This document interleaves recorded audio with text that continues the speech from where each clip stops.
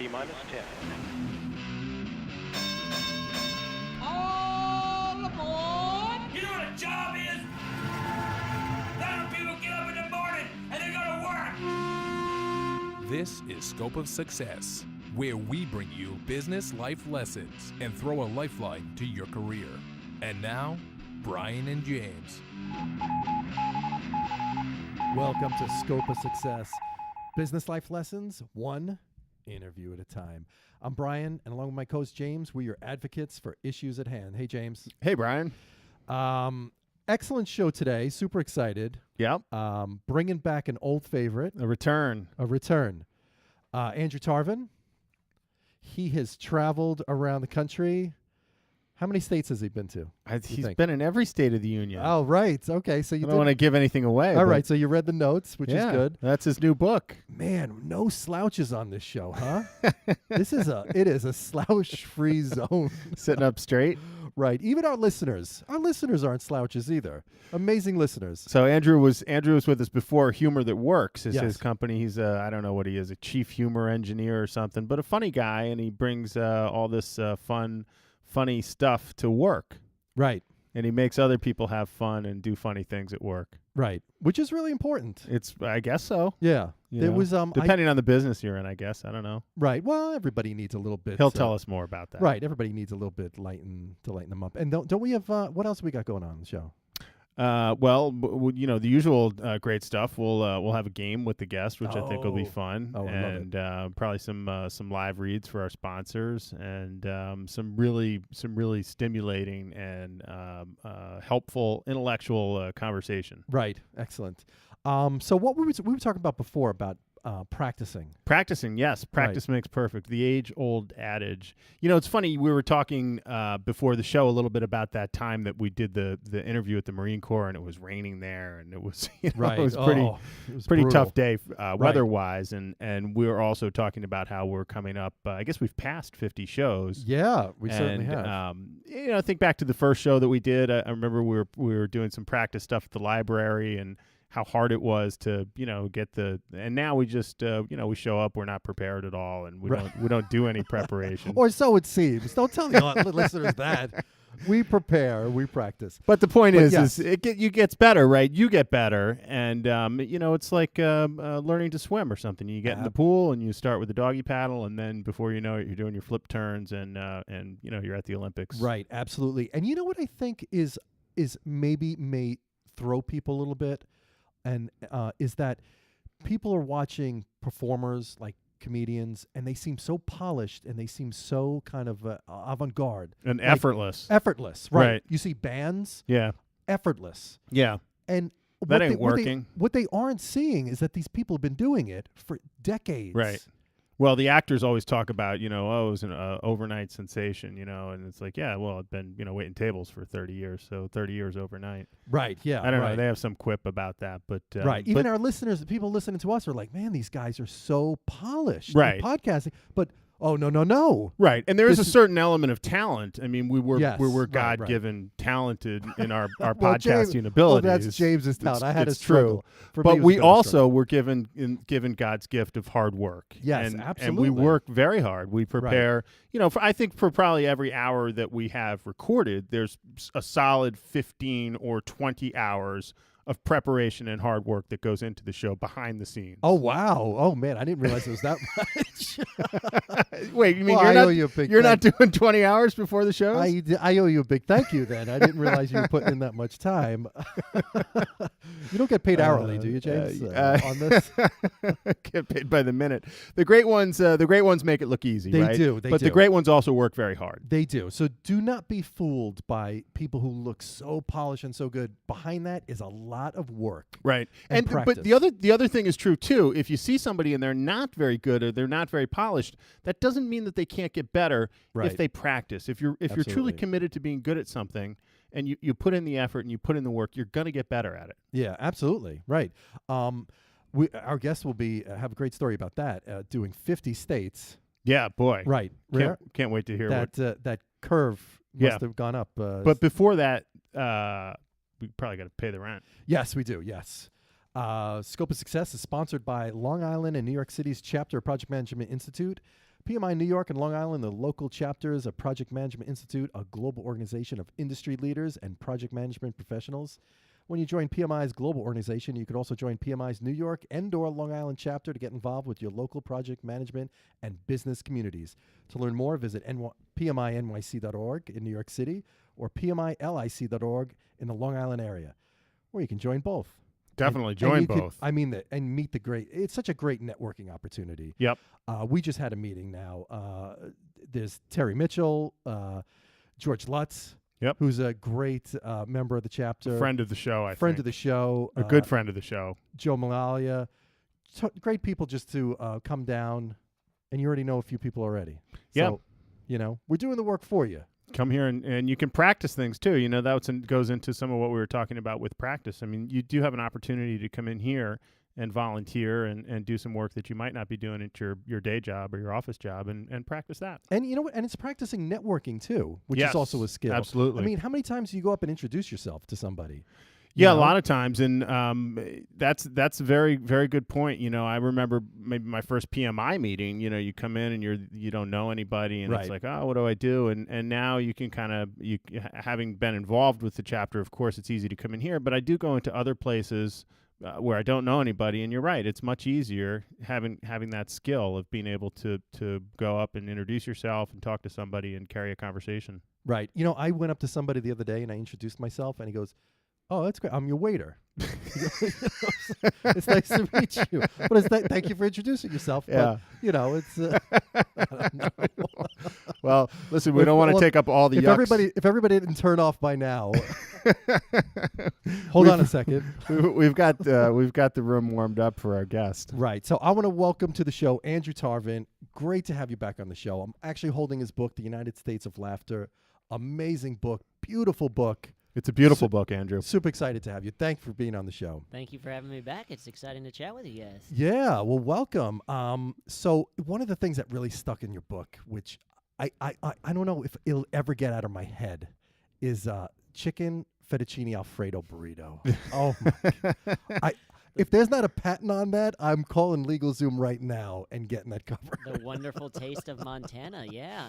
Wow. Absolutely. How much was that?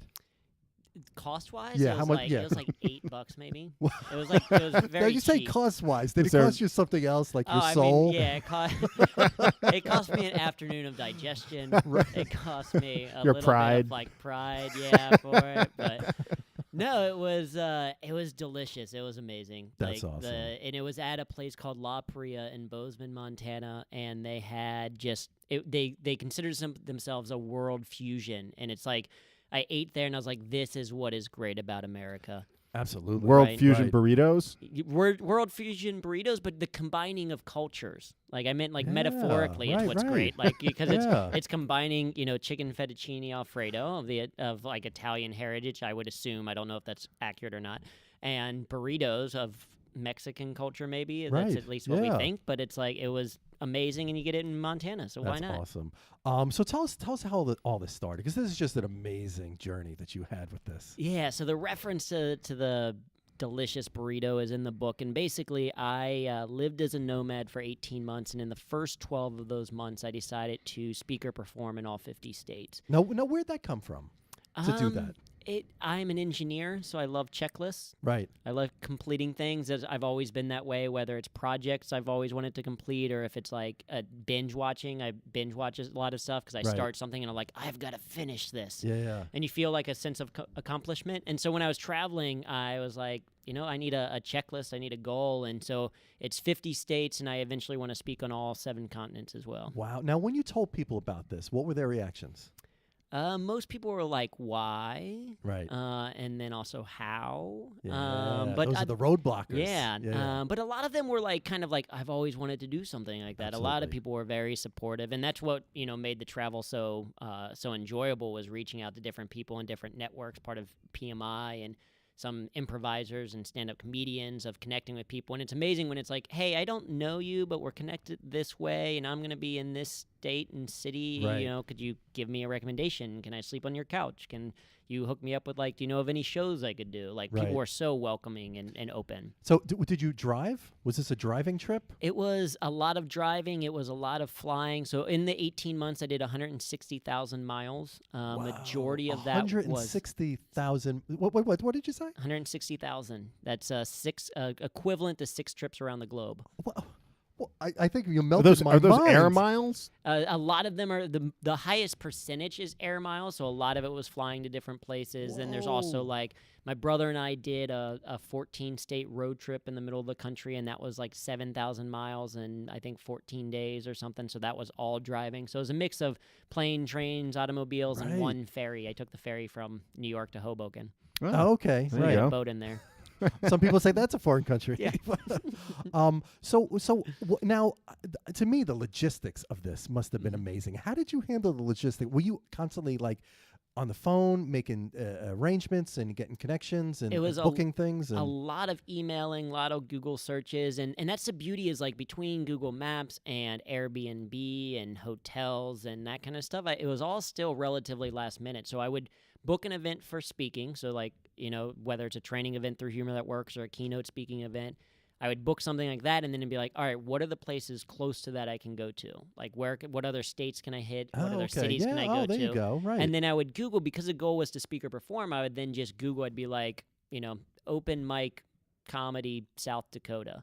And, like, for South Dakota, the only thing that I could find in the day that I was going to be in that state was a music open mic at a biker bar in Pringle, South Dakota, population 112 people. Wow. And how many people were there out of the 112? There was like 10, I think. Oh, So that's a good pretty- percentage. I think Wow, some you people almost came from. 10% of the town came to see you. You're like a Yeah. rock star. It was amazing, and I had no idea what to expect. And it's like I'm intimidated going up. My brother and I pull up, and it's outside it's Harley, and then one regular bicycle for some reason. Wow. There's a guy sitting on the front porch with a gun on his knee, and we're like, "What? I don't know what to expect." But we go in, some of the nicest people we met, and I don't sing, but I did a little bit of spoken word for it. And after I did my bit finish, and a woman came up to me. She had 2 neck tattoos, very short black hair, and she was like, "I don't know who you are, but I'm your newest fan." Wow. Oh, I love it. Now, what type of material did you do? So when I would do spoken word or music open mics, I would do first a dramatic reading of dumb jokes. Uh-huh. So, like, the first joke, I think, was a man asked me if I wanted some free fish, so I asked, "What's the catch?" Oh, I love it. I love it. Right? Wow. Which is amazing because it's a terrible joke, but at, like, spoken the word way events, you do it. Yes. yeah, the way you Right, do it, but right. at spoken words events, they would snap and everything, and it'd be like, "Yeah, man, what is the catch? Is it like catch 22? What's going like that?" And then I would do I would do a bit that is 100 cliches in 4 minutes exploring the meaning of life. Wow. Oh, okay. And people would really enjoy that because it's just basically the juxtaposition of a lot of different cliches back Right. and forth, and ultimately, what does that mean? How long do you do? Is there a set time that you had? It depended on the mic. So I can do, the longest that I've done in, I've spoken for, full day events, and I've done, as far as comedy goes, I think I've done 45 minutes is like a longer thing. But for a lot of those, it was like 6 minutes or 10 minutes or 15 minutes, depending on the room that you're in and how much time they have. Right. Oh, okay. And the book is The United States of Laughter. What are people reading in there? Yeah, so basically it is a story from each state told in the order that I went to. So it starts in Ohio, where I originally grew up. So the story for Ohio is me having dinner with my mom at a local pizzeria place, talking about me starting out on this journey. It ends in Hawaii, which was the last state that I went to, where I did my 1,000th show in my 50th state on my 32nd birthday. Wow. So it's talking all about that. And so it's meant to be comedic. It's kind of like Bill Bryson's A Walk in the Woods or Tina Fey's Bossy Pants, where there's comedic inserts in it, and it's just kind of an enjoyable, kind of fun read. So how'd you get to Alaska? So first I knew I wanted to go to Alaska, and I wanted to end in Hawaii because it would be February and I wanted it to be warm. Yeah. So when I decided that it was around, I was like, okay, I need to go to Alaska before it's super cold. So then I was like, okay, I'm going to pick Juneau so that I can go to Mendenhall Glacier Trail. And then I just emailed a bunch of places, and I was like, hey, I'm a New York City comedian and speaker coming to Juneau, Alaska. And so I reached out to like a storytelling group, radio station to do an interview, the college there to see if I could guest teach a class. There was a poetry show going on to see if I could do poetry. So I'd reach out, every place that I'd go, I'd reach out to a bunch of places. It turns out with Alaska, they all said yes. So, like, over the course of 4 days, I did a bunch of events, had some great food, did some hiking. The story for Alaska is about seeing a bear in the wild when I was hiking, which was super cool. Wow. Oh, I love it. Wow. Oh, that's awesome. When you hit a state, you throw out like 10 leads. Mm-hmm. Would you say how many come back, you think, on average? I would say, probably 1 to 2, Right. maybe. Yeah. The percentage always, it's like lower than you want, but also the beauty I've found, particularly with like stand-up and improv and networking and dating, I guess, as well, as like if you throw out enough numbers, you only remember the ones that say yes, Right. versus focusing on all the ones that say no. Right. And you only need the one. Right, exactly. Yeah. So that is awesome. We were talking a little bit before about practice. This is not the first time that you've done a trip like this, though, right? Or is it the first time? I mean, it was the first time that it was fully nomadic, but I've been traveling a lot for work for a long time, and I would already extend travel a lot, where I'd be like, hey, I'm going to be in, because it's, as a speaker, I've been in enough cities where it's like, hey, have you ever been to Miami, Florida? And it's like, well, technically I've been in the airport and in a hotel. Like I went into the airport, then went to the hotel, then did the event, and then to the airport again. But it's like I didn't actually see any of Miami. And so it's gotten to the point that like I would try to let me try to at least eat something somewhere or go on a hike somewhere or like do something in a city so that I could say that I've actually been there. And so I was doing that before and doing extended trips and everything like that. But this was the first time being a nomadic for that period of time. And did you make it a point to try to do something a little bit off the beaten path? Yeah, so in every state that I went to, I either spoke or performed. I ate something in. I did some type of activity, whether it was a lot of like I went to a lot of national parks, and I would go to like in South Carolina, I went to a place called South of the Border, which is like one of the kitschest, also semi-offensive, rest areas, Americana truck Sure, stops of course. in the country, because it's like cliche everything that's south of the border of like south of the U.S. border. So I stopped in all types of interesting. The world's largest truck stop in Iowa. Oh, Wow. that does sound interesting. What was your favorite place you've been? There's a ton of places that I loved, and what I learned from the trip is a number of things. But one of them is like people are like, "What's your favorite state?" And it's like all I can say is, "What's my favorite experience?" Right? Not necessarily state.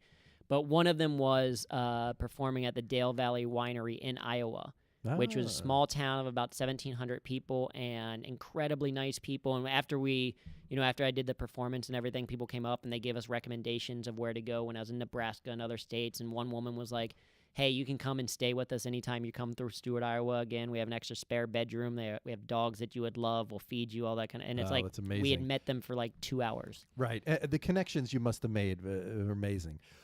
Would you say you are a completely different person from that experience? I would say I'm a much better person because of the experience. I don't know if I'd say completely different, because like I'm still very much an introvert, and I learned a lot about the introvertedness along the way, and I still very much need that time to recharge and all of that. But I learned how to communicate with people more effectively, and I think I joke because I'm originally from Ohio, so I hate the state of Michigan just by like virtue of being born there, basically. And I hated my trip to Michigan because I loved it. Like I wanted to hate my experience there, but that's the thing that travel does, is that it makes you question the stereotypes that you have. It gives you exposure to different people and different cultures, and like even in the U.S. there's a tremendous amount of different cultures. Like I did my first poetry show in Florida, and it was a predominantly black show, and I was one of the only white faces there, and it was incredible, right? What I learned and how open and embracing they were, and not just the diversity because of background and all that, but then also the difference in performance type, because I had never I do stand up and improv, and poetry is a different type of performance. So I learned a tremendous amount, gained great friends, and have great perspective now on a lot of things. That is awesome. So are we going to see, is there another book, another idea in the works? Are we going to see the United States of like the European Union? The world. Yeah, well, I mean, traveling the world, laughter of the world. I'm not a book title guy. I don't know what you'd call it. Yeah, but the Eventually. So the unofficial sequel, I think, eventually will be. So now that I've done all 50 states, the next goal is all 7 continents,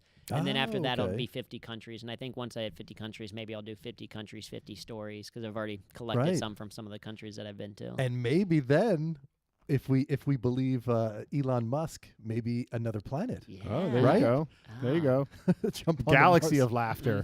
Right. But James, just to keep it rolling, what do we? Well, we have a game. I know you're a traveler too, Brian. Yes, I And am, Of course, absolutely. Andrew's been to every state in the Right. union, but you've been to many states in the I union. have been to many states. So I thought today's game we would do Where Am I? And How many states have you been to? I don't know. Oh, okay. But I have traveled. While I have not traveled a lot throughout the world, I have been to many states in the union. Right. So Okay. I'm fairly well traveled in the United States. I got 23, 23, which isn't bad. I yeah. mean, I'm No, almost that's great. halfway there, right? Yeah, I would say probably in that area. Yeah. You know, maybe Okay. maybe a little bit more. And Maybe less. Maybe a little bit less. But we'll see a little bit of what you know about where you've been. Okay, sure. So here's the first question in Where Am I? And you guys are going to have to write down your answers. All right, I'm getting my So pen. this state has the highest cost of living in the United States. The highest cost of living. So in what state are you when you're in the highest cost of living state? I guess you go first, but I'm writing down my answer. I Okay. think I got it. Okay, the guest usually goes first. Yeah, of course. So Have I had a good run? No, I haven't been doing well in these games. I feel that. no, I thought you won the last one. I don't think I did, but I feel tonight is my comeback. Okay. I'm feeling strong. I'm feeling Well, strong let's- tonight for this game. This is a good warm up question. So Yeah. what do you think, Andrew? I think, because it's divided by population. So my initial thought is California, but I think the population is too high, and so my thought is Connecticut. Connecticut is a good guess. Connecticut and California, both extremely expensive places to live. Can I ask for you to repeat the question? Just so I the want to be 100% question is, what state sure. has the highest cost of living in the United States? I'm going to say without a doubt I have the answer. Okay. A little state known as Hawaii. Wow. Well, say hello to the Aloha State. Housing on the island state of Hawaii is 130.3% more expensive than the United States national average. And that sounds pretty bad. We're used to a high cost of living, especially real estate here in the New York area. But 130%. Connecticut's right up there, too, as is California. I think Connecticut is maybe 3. In Hawaii, 55% more expensive are groceries. So you Yikes. could, so really you pay quite a bit. But Brian, you win that one. Wow. Yeah, Wow. well done. So Disclaimer, I've never been to Hawaii. right? Have you had fun like this and playing a game in all 50 states? Yeah, absolutely. Okay, All okay. types of fun. Probably things. not this much It's fun. less fun because I'm losing right now, but Maybe we should We're gonna- podcast in every state, right? That's a great only idea. 49 That's to a, go. That's a great idea. Oh, now wait a minute. We've done more No, than we once. we had some. Okay, so ready for the next question? mhm. This state has plenty of silver for your fillings, but is ranked 40th in number of adults who have visited the dentist this past year. This state has plenty of silver for the fillings in your teeth, but it's ranked 40th in the number of adults who have visited the dentist in the past year. Where are we? Are you guys? I see you guys busy you writing want down. You want a state name, right? Yes, this is Okay. a All state. That's states. right. Right. It's a part of the United States of America. Man, 40th I'm so in dental visits. I'm confident. Ranked 40th in dental visits. I'm confident with my answer. Okay. I know well, I've never been so confident. well, you in got this the game last before. one, so I don't know if maybe we should let Andrew. Yeah, no, Yeah. of course, Do Andrew. I still go first? Well, I don't have near that confidence. I didn't talk to a lot of people about their dental habits when I traveled, You didn't? which is a shame. I'm gonna guess Wyoming. Okay. Well, that's a The- that's a the silver respectable piece. guess. Okay, now I'm gonna tell you where my answer. I'm set on an answer, but Okay. the dentist thing threw me. Yeah. I think I read per capita that Connecticut has the most dentists The most per dentists. capita. Well, But the silver thing really threw me, mm-hmm. and I think the silver capital of the United States is Nevada. Well, silver, filling for your teeth Mhm. is the idea there. Right. Well, Brian, according to U.S. News and World Report, which is from where this came from, with a population of 2.89 million people and known as the Silver State, 40% of adults living in the state of Nevada have not been to the dentist this year. 40% have not been to the dentist this year. You're supposed to go every 6 months. Get yourself a cleaning. J.D. Power and Associates can prove I've not seen any of these questions before, right? Yes. Do we have our certificate? Those Is guys it Price that did Waterhouse? the guys that used to do the Academy Don't Awards. say the Academy Yeah. Awards. They had that used big they mistake. used to do it. They said that they've Look been at working track for Scope of Success for free. Yes, They're well- trying to get back in the game. Yeah, and they're doing an excellent job. We love them, by the way. All right. So okay. So Brian, you're ahead now, 2-0. Wow. Andrew, you got to catch up. Yeah, Listen, that's this terrible. state has some really dumb laws, and according to the website dumblaws.com, it's against the law to fish from horseback in this state. Yeah, also, as bad as that is, like you can't fish from horseback, it's also illegal to not drink milk. This is a statute on the books in this state. You can't fish from horseback. It's illegal not to drink milk. But what's worse, maybe still, is that it's legal for restaurants to serve wine, but only if you ask for the wine list. It's legal to serve wine with your dinner, but only if you first ask for the wine list. What state are you in if you've got to live by these rules? I see Andrew scribbling something. Well, did you fish from horseback in any on your trip? Well, you're not allowed only to. from the bank. So luckily I did that. But I did learn, and I don't know that this is a future question, but I did learn that most states' state beverage is milk. Oh. If you go down the Ooh, list, it's milk, and then you get to Kentucky and it's whiskey. Well, that makes perfect sense. That would have been a good question. It would have been a giveaway. Well, have you guys got your answers? This has got you stumped, right? Because most states you would think it is legal to fish from I'm not horseback. stumped. I am not stumped on this one. Okay. Well, you've gotten everyone right so far. Right. so- Yeah. I'm coming strong, I think. All right. Well, what do you got? You said the word milk stood out in my mind, and I know Right. the dairy state Yes. happens to be Wisconsin because the cheese. Right. Everybody knows, the listeners. I know I'm a sports fan, but Cheeseheads, I think, Yes. are from Wisconsin. Yes, they are. Got to go with Wisconsin. Okay. What's your answer, Andrew? I'm going to go Michigan just because I feel like Michigan has a lot of weird laws. Ohio does too. Dumb laws. Yeah, dumb laws. This is the guy from Ohio. Right. who's But I mean, right. assuming that it's Michigan that's got the 'Cause stupid Because laws. it's a dumb law. Ohio has some dumb laws too, but they have less opportunities to fish, I feel like, than Michigan. Well, you're both wrong on this. It's the Oh. Beehive State. It's the 13th largest state by area. If you are breaking the law by fishing from horseback, then you're in the state of Utah. Yeah. I knew that because of Beehive wow. State. Man, I didn't that know that. Beehive State. Who knew that? Wow, I the didn't know milk thing. that. I don't think of milk in Utah. Don't come to I have mind. a bonus question. Oh, Okay. okay. Okay, this is actually for the whole enchilada. So if you get this, then you win All right. an enchilada and not a burrito with I was going to the say, if it's Fettuccine wrapped in Alfredo it- burrito. right. Oh, yeah. Snakes would be high. on Here's that the one. bonus question. In this state, it's illegal to pick up seaweed off the beach. There's only so many states where you can pick up seaweed off of a Mhm. beach. Correct. But in this state, Illegal to okay, do so. according to the website onlyinyourstate.com, they say that it is illegal to pick seaweed up off of the beach in this state. Brian, what do you got? I'm going to say, since it is a strange law, and I know a state with a little beach, Mm-hmm. Mississippi. Mississippi. The Mississippi beaches. Okay. It's got to be really small. Now, so Andrew, we I'm didn't going to talk go with the about- wild card on this one. Okay. Mississippi. Mississippi's my answer. Andrew, we didn't talk about this, but your TED Talk, you have a really funny joke about Mississippi. Can you tell us that joke? Yes, Wh- I can. Okay. You want me to right now? Yes. Yeah. All right. So Mississippi, the whole setup is so it took me going to the state of Florida to realize that the rapper Flo Rida got his name from his home state of Florida, and he put a space in it.